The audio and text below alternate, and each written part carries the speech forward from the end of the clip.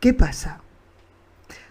Roland, quien había mantenido el secreto y se había reservado la opinión hasta convertir el asunto en una cuestión más compleja de lo que en realidad era, razón por la que le sorprendió la rapidez y la sencillez con la que se deshizo de la carga, y a Eddie, por lo visto, no le pilló del todo de sorpresa.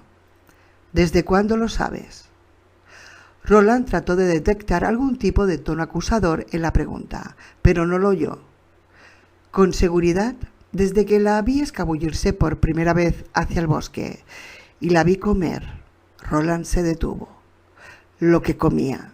La oí hablar con gente que no existía. Pero lo sospechaba desde hacía mucho antes, desde Lut. ¿Y no me lo dijiste?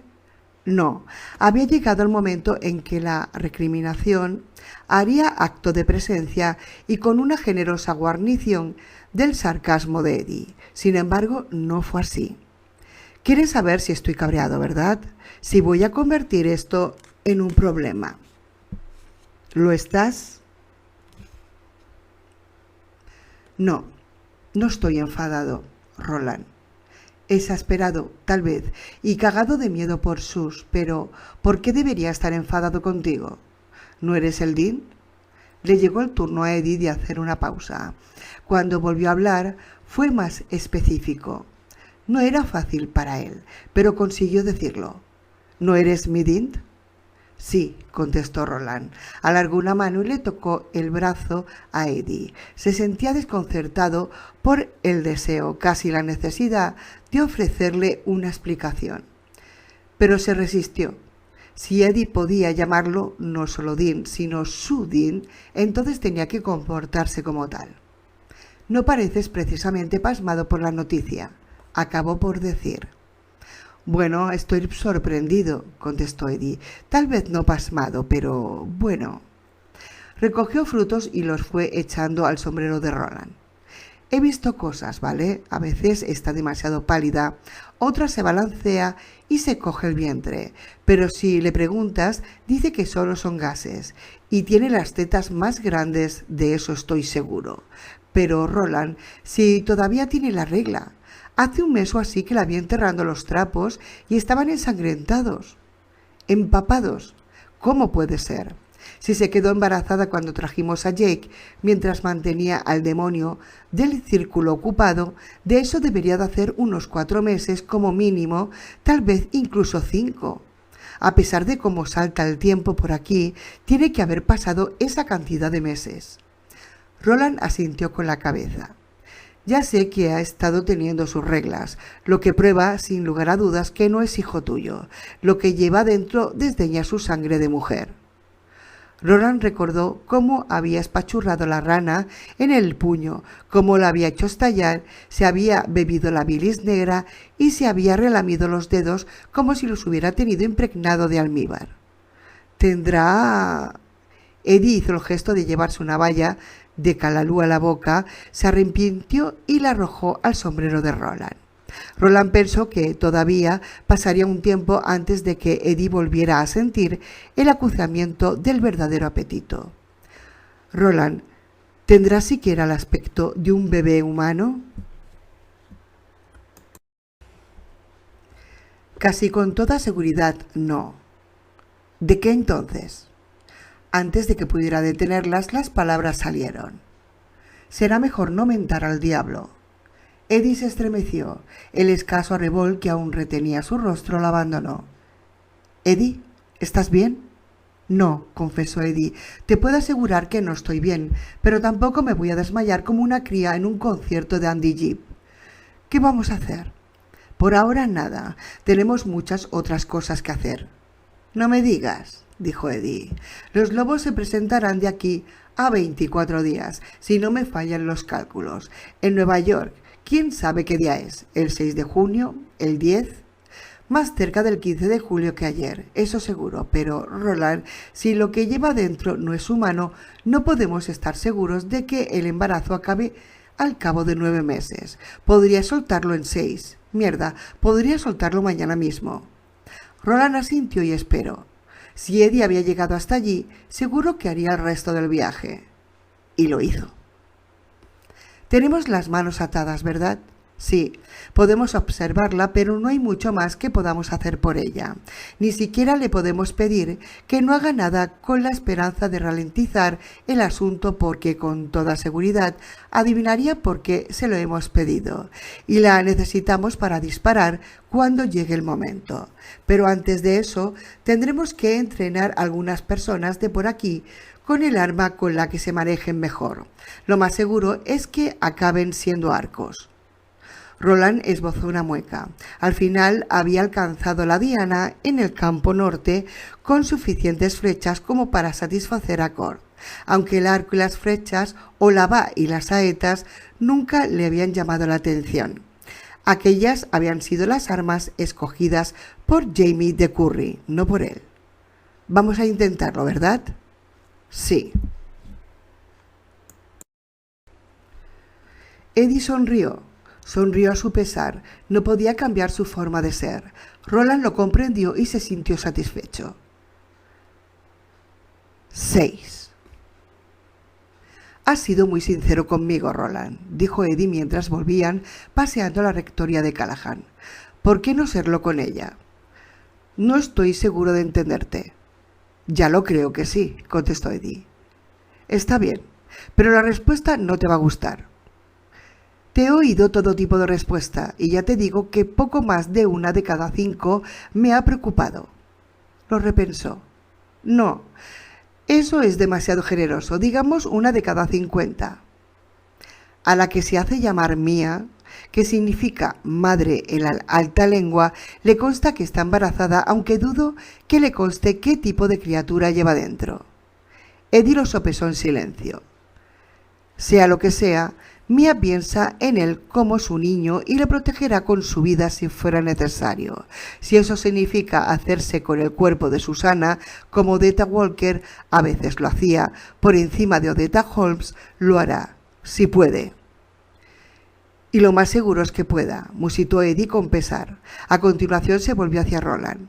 En fin, lo que creo que me estás diciendo, y corrígeme si me equivoco, es que no quieres decir a Sus que podría estar alimentando a un monstruo en su vientre, porque eso podría afectar su rendimiento. Roland podría haber objetado algo acerca de la dureza de su juicio, pero prefirió no hacerlo. En esencia, Eddie tenía razón. Como siempre que se enojaba, el acento callejero de Eddie se hacía más pronunciado. Era casi como si hablara por la nariz en vez de por la boca. Y si algo cambia durante el próximo mes, más o menos, si se pone de parto y da luz a la criatura de la Laguna Negra, por ejemplo, se encontrará el pastel de golpe. No tendrá ni la más mínima idea.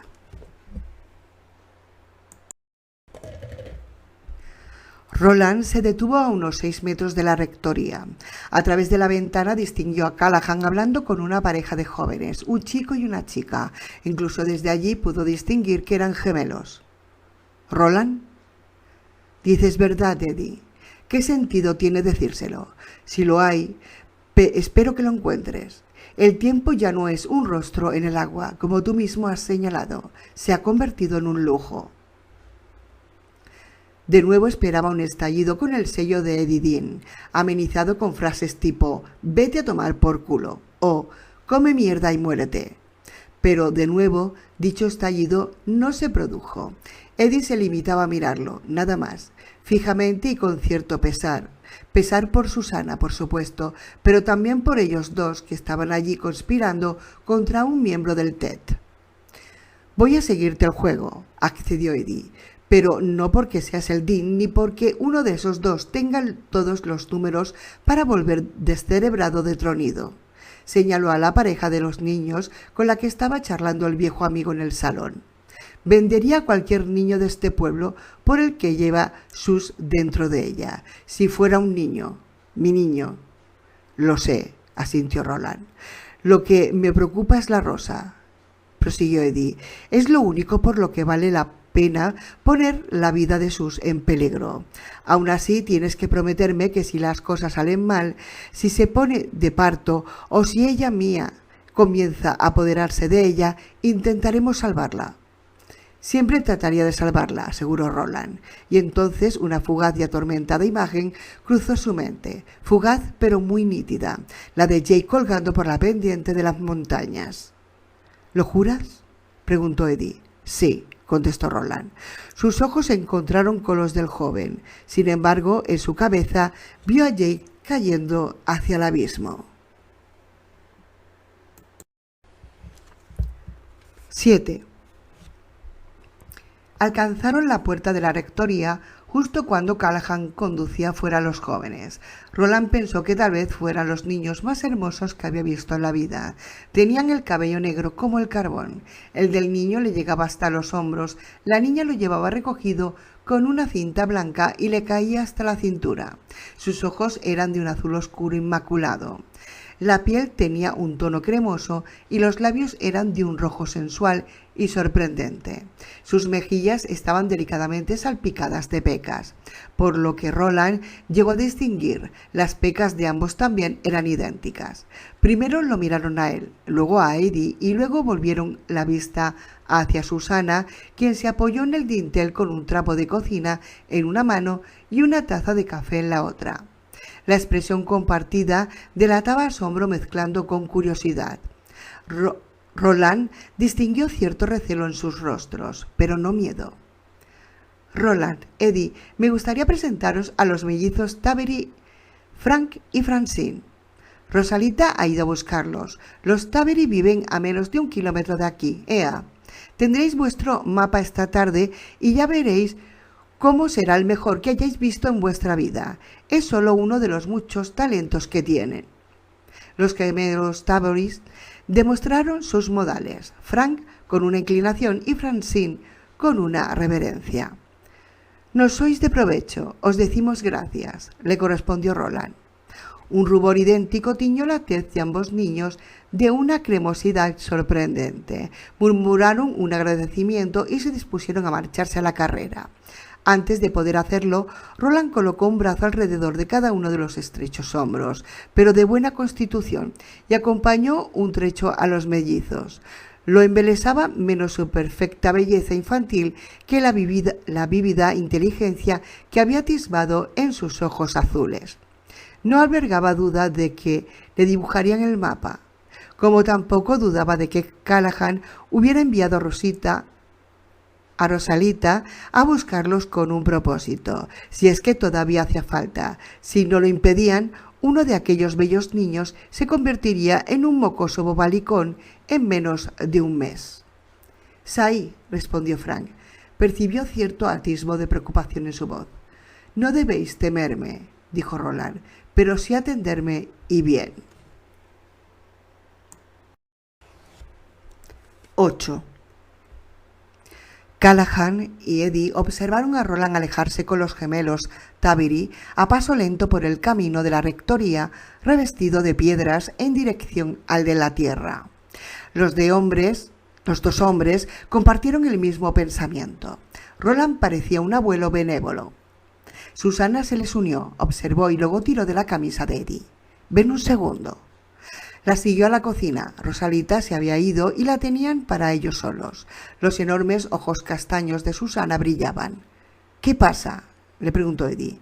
«Levántame». Eddie lo hizo. «Y ahora, rápido, bésame mientras todavía puedas». «¿Es esto todo lo que querías?». «¿No es suficiente? Será mejor que lo sea, señor Dean». La besó de buen grado, pero no pudo evitar percatarse de lo mucho que le habían crecido los pechos al apretarse contra él. Cuando apretó la cara de la de Sus, se descubrió buscando signos de la otra en su rostro, de la que hacía llamarse madre en la alta lengua. Solo vio a Susana, pero supuso que desde ese momento en adelante estaría condenado a observar, y sus ojos no dejaban de intentar desviarse hacia su vientre. Trató de mantenerlos apartados de ese punto, pero era como si tuvieran un imán. Me preguntó qué es lo que cambiaría entre ellos y no le resultó una reflexión agradable. Eso se preguntó. ¿Mejor?, preguntó. «Mucho mejor». Susana esbozó una sonrisa que un segundo después se fumó. «Eddie, ¿ocurre algo?». Él sonrió y volvió a besarla.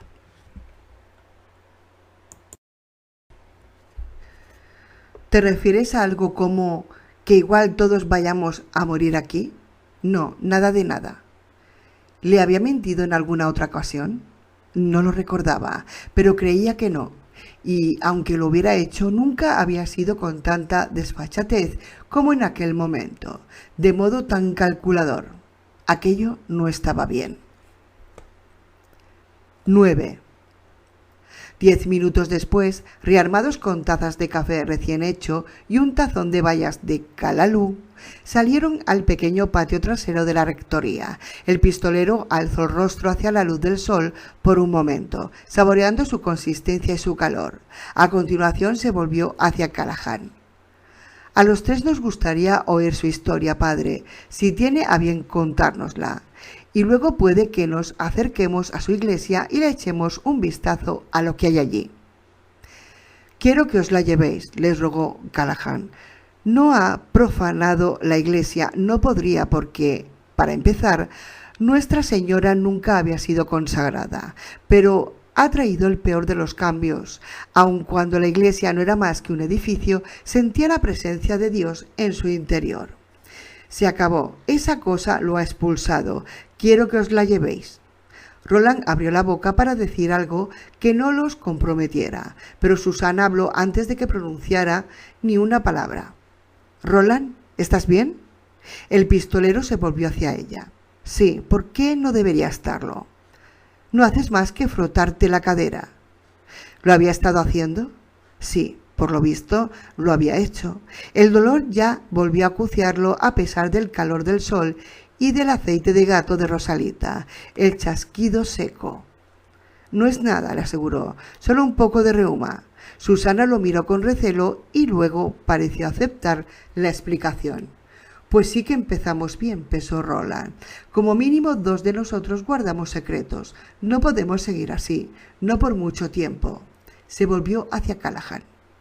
«Cuéntenos su historia, cómo se hizo esas cicatrices, cómo llegó hasta aquí y cómo se hizo con la trece negra. Escucharemos todo lo que tengamos que escuchar». «Sí», murmuró Eddie. «Todo», repitió Susana. Los tres miraron a Callahan, el viejo amigo, el religioso que permitía que lo llamaran padre, pero no sacerdote. Se llevó la crispada mano derecha a la cicatriz de la frente y se la frotó. «Fue la bebida», comenzó al fin. «Eso es lo que creo ahora. Ni Dios, ni los demonios, ni la predestinación, ni la compañía de santos. Fue la bebida». Hizo una pausa para pensar y luego le sonrió. A Roland le recordó a Nord, el mascahierba de Tull, que había sido resucitado de entre los muertos por el hombre de negro. Nord sonreía de aquella manera. Sin embargo, Dios hizo el mundo, pero también Dios hizo la bebida, y eso también su voluntad. Pensó Roland. Callahan se sentó en silencio, frotándose la cicatriz en forma de crucifijo de la frente, ordenando sus pensamientos y comenzó a relatar su historia. 3. La historia del sacerdote. Nueva York. 1. Fue la bebida. Al final se convenció de aquello cuando la dejó y recuperó la claridad.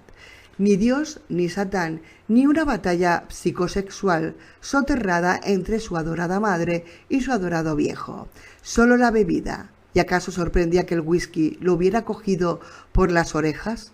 Era irlandés y sacerdote, un strike más y quedaba eliminado. Del seminario de Boston había pasado a una parroquia de Lowell, Massachusetts. Los parroquianos lo adoraban. No se referiría a ellos como su rebaño. Rebaños eran los formados por borregos que iban de camino al matadero. Pero tras 7 años en Lowell, Callahan comenzó a sentir cierta desazón. Cuando se lo comentó al obispo Dugan en la oficina de la diócesis, utilizó todas las palabras de moda del momento para expresar aquella agitación. Anomia, malestar urbano, una creciente falta de empatía, una sensación de desconexión con la vida espiritual. Había echado un trago en el lavabo antes de la entrevista, seguido de un par de caramelos refrescantes. Tonto no era, y aquel día estuvo bastante elocuente. La fe no siempre lo imbuye a uno de elocuencia, a menudo lo hace la botella. Pero no era un mentiroso. Creía a pie juntillas todo lo que dijo aquel día en el despacho de Dugan, palabra por palabra. Como que creía en Freud, en el futuro de la misa oficiada en inglés, en la honestidad de la guerra de Lyndon Johnson contra la pobreza y en la idiotez que cometió al involucrarse en la del Vietnam. Estábamos con el agua hasta el cuello y el imbécil dijo que siguiéramos. Como rezaba la vieja canción popular. Tenía fe en gran parte porque aquellas ideas, si eran ideas y no solo cháchara de cócteles, se habían estado cotizando al alza en la bolsa intelectual. Conciencia social había subido casi 3 puntos. Casa y hogar. Baja un cuarto, pero sigue siendo tu valor de riesgo mínimo.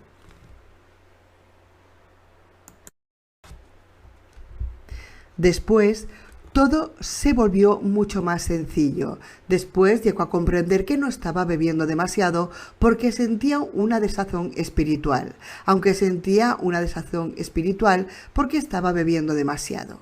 Quería protestar, asegurar que aquello no podía ser la causa, o no la única, pero era demasiado sencillo. Sin embargo, era aquello, solo aquello. La voz de Dios es plácida y suave, la voz de un gorrión en un ciclón. Eso decía el profeta Isaías. Todos digamos gracias. Es difícil oír una voz suave con claridad si llevas un pedo monumental la mayor parte del tiempo. Callahan dejó Estados Unidos y entró en el mundo de Roland antes de que la revolución informática acuñara el acrónimo GIGO, Garbage In, Garbage Out. Aunque a tiempo para oír a alguien decir en una reunión de alcohólicos anónimos que si metías a un tonto del culo en un avión en San Francisco, lo hacías volar hasta la costa este. El mismo tonto del culo bajaba en Boston, con 4 o 5 tragos entre pecho y espalda, y por lo general, aun eso fue después. En 1964 creía lo que creía y mucha gente se había mostrado más que dispuesta a ayudarle a encontrar el camino. De Lowell había pasado a Spofford, Ohio, un barrio residencial de Dayton. Allí permaneció unos 5 años hasta que comenzó a sentir de nuevo aquella desazón y en consecuencia empezó con la misma monserga de antes, la que solía oírse en los despachos diocesanos, la que hacía que te siguieran trasladando. Anomia, desconexión espiritual, en aquella ocasión de sus parroquianos del barrio residencial. Sí, lo apreciaban y el sentimiento era recíproco, aunque parecía que seguía habiendo algo que no encajaba. Y había algo que no encajaba, casi siempre en el silencio bar de la esquina en el que todos lo apreciaban también, y en el mueble bar del salón de la rectoría. Más allá de las dosis pequeñas, el alcohol es una toxina y Callahan se envenenaba todas las noches. Fue el veneno que circulaba por sus venas, no la situación del mundo ni de su alma, lo que lo estaba deprimiendo. ¿Siempre había sido tan obvio? Tiempo después, en otra reunión de Alcohólicos Anónimos, había oído a un tipo comparar el alcoholismo y las adicciones con tener un elefante en la salita. ¿Cómo se te podía pasar por alto? Callahan no le contestó. En aquel momento todavía estaba en los primeros 90 días de sobriedad y aquello significaba que lo único que se esperaba de él es que permaneciera sentado y callado. Sácate el algodón de las orejas y métetelo en la boca, le recomendaban los veteranos. Todos digamos gracias, pero podría haberlo hecho sin duda. El elefante se te pasaba por alto porque era un elefante mágico, porque tenía el poder, como la sombra, de nublar la mente de los hombres. De hecho, tenía el poder de hacerte creer que tus problemas eran espirituales y mentales, pero que no tenían absolutamente nada que ver con empinar el codo. Dios santo, si solo la pérdida de la fase REM del sueño debida al alcohol era suficiente para joderte bien jodido, si bien jamás se pensaba en aquello mientras estaba activo. Empinar el codo convertía tus procesos mentales en algo similar a ese número circense en que todos los payasos salen amontonados de un coche diminuto.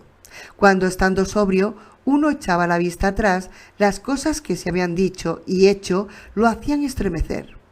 Me sentaba en un bar a solucionar todos los problemas del mundo y luego no era capaz de encontrar el coche en el aparcamiento. Recordó un tipo en una reunión. Todos digamos gracias. Las cosas que se pensaban eran aún peores. ¿Cómo se podía pasar la mañana vomitando y la tarde creyendo que se tenía una crisis espiritual? Sin embargo, él lo hizo, y sus superiores también, posiblemente porque más de uno y dos compartían sus problemas con el elefante mágico. Callahan comenzó a pensar que una iglesia más pequeña, una parroquia rural, volvería a ponerlo en contacto con Dios y consigo mismo. Así que en la primavera de 1969 se encontró de nuevo en Nueva Inglaterra. En aquella ocasión fue en el norte de Nueva Inglaterra. Había abierto consulta, bolsa y equipaje, crucifijo y casulla, en el agradable y pequeño pueblo de Jerusalem Slot, en Maine. Allí por fin se enfrentaría al mal real, cara a cara, y se estremeció. 2. Vino a verme un escritor, prosiguió, un hombre llamado Ben Meras. Creo que he leído un libro suyo, dijo Eddie. Danza aérea, se titulaba. Va de un hombre que acaba en la horca por el asesinato que cometió su hermano. Callahan asintió. Ese mismo.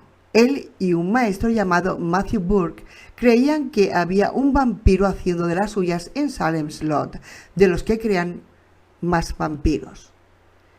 ¿Es que hay de otro tipo?, preguntó Eddie, recordando alrededor de un centenar de películas que había visto en el Majestic y tal vez un millar de tebeos que había comprado y a veces robado en Dalles. Lo hay. Ya llegaremos a eso. Ahora olvídalo. Lo más importante de todo es que había un chico que también lo creía. Tenía más o menos la misma edad que su Jake. No me convencieron, al menos al principio, pero ellos sí estaban convencidos y fue difícil hacer frente a su fe. Además, algo estaba ocurriendo en el Lot. De aquello no cabía duda. La gente desaparecía, el pueblo estaba envuelto en una atmósfera de terror. Ahora me es imposible describirla. Sentado aquí, al sol, pero era terrorífica. Tuve que oficiar el funeral de otro niño. Se llamaba Daniel Glick. Dudo que fuera la primera víctima de aquel vampiro en el Lot, y ya os digo que tampoco fue la última, pero fue la primera en aparecer muerta. El día del entierro de Daniel Glick, mi vida cambió de algún modo. Y no solo estoy hablando de dejar el litro diario de whisky. Algo cambió en mi cabeza, como si hubieran accionado un interruptor. Y aunque no he probado un trago en años, ese interruptor sigue accionado. Eso fue que entró en exotránsito, padre Callahan, pensó Susana. Eso fue que entró en 19, colega, pensó Eddie, o tal vez en 99, o quizá, no sé cómo, en ambos. Roland se limitó a escuchar. Su mente estaba libre de reflexiones. Era un perfecto aparato receptor.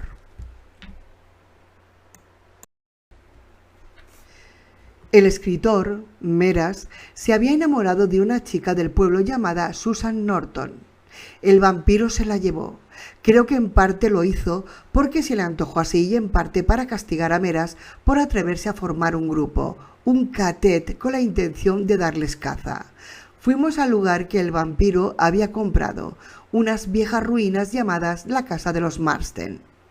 Lo que allí se alojaba respondía al nombre de Barlow. Callahan se sentó caviloso, les echó un vistazo y recordó aquellos días pasados. Al final retomó el hilo. Barlow no estaba, pero había dejado a la mujer, y una carta estaba dirigida a todos nosotros, pero en especial a mí. En cuanto vi a la muchacha allí tendida en el sótano de la casa de los Marsden, comprendí que todo era cierto. Aún así, el médico que nos acompañó la auscultó y le tomó la presión para asegurarse. No tenía pulso y la presión arterial era 0. Sin embargo, cuando Ben le hundió la estaca, volvió a la vida. La sangre manó a borbotones y no dejaba de chillar. Las manos. Recuerdo la sombra de las manos en la pared. La mano de Eddie asió la de Susana. Escuchaban con un embeleso horrorizado que no dejaba adivinar si creían en aquello o no. No se trataba de un tren parlanchín propulsado por un circuito de ordenador que no funcionaba, ni de hombres o mujeres que habían involucionado hacia el salvajismo. Se trataba de algo relacionado con el demonio que había llegado al lugar donde habían tirado de Jake, o con el guardián de la puerta de Dutch Hill. Ese Barlow. ¿Qué le decía en la nota?, preguntó Roland. Que mi fe era débil y que estaba acabando conmigo mismo. Tenía razón, claro, pero entonces es lo único en lo que creía a pie juntillas, que era el whisky irlandés. Yo no lo sabía, sin embargo, él sí. La bebida también es un vampiro, tal vez por ello la reconoció.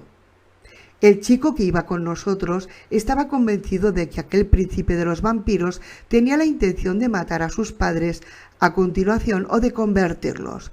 Como venganza. Veréis, habían capturado al chico, pero se había escapado y había matado al cómplice medio humano del vampiro, un hombre llamado Straker. Roland asintió pensando que aquel niño le recordaba cada vez más a Jake. ¿Cómo se llamaba? Mark Petrie. Lo acompañé a casa con el considerable poder que la Iglesia me concede, la cruz, la estola, el agua bendita y por descontado la Biblia. Sin embargo, había llegado a considerar aquellas cosas meros símbolos y eso se convirtió en mi talón de Aquiles. Barlow estaba allí, tenía los padres de Petrie y más tarde se hizo con el chico. Alcé la cruz, esta resplandeció y lo hirió. El vampiro lanzó un alarido. Callahan sonrió al recordar el chillido agónico. Aquella expresión heló la sangre de Eddie. Le dije que si le hacía daño a Mark, lo destruiría, y lo cierto es que en ese momento podría haberlo hecho. Él también lo sabía. Respondió que antes de que yo lo destruyera, él le arrancaría el cuello al niño, y podría haberlo hecho. Una posternación mexicana, murmuró Eddie, recordando un día junto al mar del oeste cuando se había enfrentado a Roland en una situación muy similar. Una postergación mexicana. ¿Qué ocurrió?, preguntó Susana. La sonrisa de Callahan desapareció. Se frotaba la mano derecha cubierta de cicatrices, igual que el pistolero se había frotado la cadera sin darse cuenta. El vampiro me hizo una proposición. Dejaría libre al chico si yo bajaba el crucifijo que sostenía. Nos enfrentaríamos el uno al otro desarmados. Su fe contra la mía. Accedí. Que Dios me asista. Accedí. El chico...